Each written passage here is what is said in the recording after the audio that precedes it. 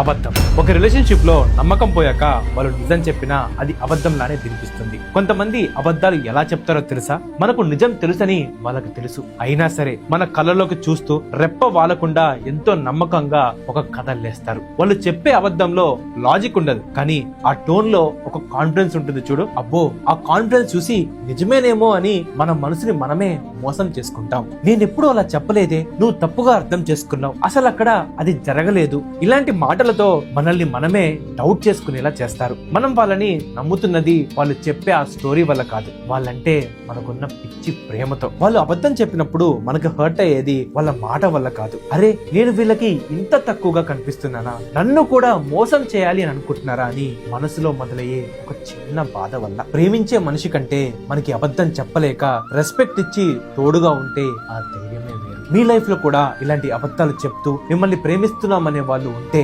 వాళ్ళకి మీరు ఏం చెప్పాలి అనుకుంటున్నారో కమెంట్స్ లో చెప్పండి.